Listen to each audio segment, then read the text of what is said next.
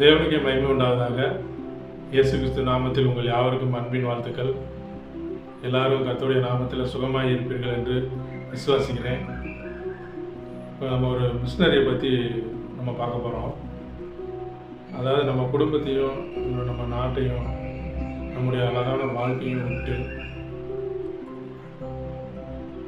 இயேசுவின் அன்பை சொல்கிறதுக்கு தெரியாத இடங்களுக்கு, பாஷை தெரியாத, மொழி தெரியாத இடங்களுக்கு நம்மளால் போக முடியும்னா அதைத்தான் சொல்கிறாங்க மிஷினரின்னு சொல்கிறாங்க. மிஷினரினா என்ன, யார்? மிஷினரிங்கிறது தேவனுடைய சுவிசேஷத்தை மற்றவர்களுக்கு சொல்ல தன் வாழ்க்கையை அர்ப்பணிக்கிற ஒருவர் தான். அவர்கள் காடுகளுக்கும் மலை கிராமங்களுக்கும் இயேசுவை பற்றி ஒருபோதும் தெரியாத, கேட்காத ஒவ்வொரு மக்களிடத்தையும் கொண்டு போய் இயேசுவின் அன்பை சொல்கிறாங்க.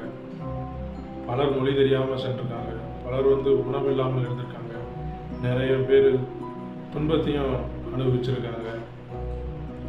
ஆனால் அவர்கள் இயேசுவை சொல்கிறத பற்றி நிறுத்தவே இல்லை. ஏன்னா அவங்களுடைய ஒரே நோக்கம் இயேசுவின் அன்பை உலகம் அறிய வேண்டும். அது ஒன்று தான். இயேசு சொன்னார், மார்க்கு 16ஆம் அதிகாரம் 15வது வசனத்தில் சொல்கிறாரு பாருங்க. பின்பு அவர் அவர்களை நோக்கி, நீங்கள் உலகமெங்கும் போய் சர்வ சிருஷ்டிக்கும் சுவிசேஷத்தை பிரசங்கியுங்கள் அப்படிங்கிறாரு.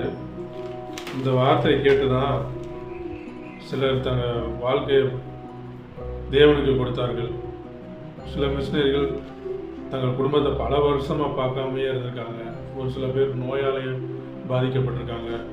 ஒரு சிலர் எதிர்ப்புகளை சந்திச்சிருக்காங்க.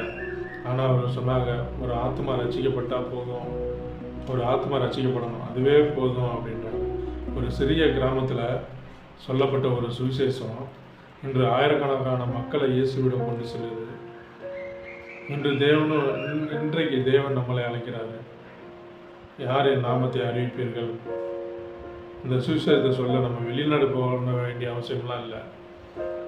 நம்ம குடும்பத்தில் சொல்லலாம், நம்ம நண்பர்கள்ட்ட சொல்லலாம், நமக்கு தெரிஞ்சவங்கள்ட்ட சொல்லலாம், சமூக ஊடகம் மூலியமாக நம்ம சொல்லலாம், இயேசுவின் அன்பை பகிரலாம். ஒரு மெசேஜு, ஒரு ப்ரேயரு, ஒரு பைபிள் வசனம், இதை மட்டும் சொன்னாலே போதும்.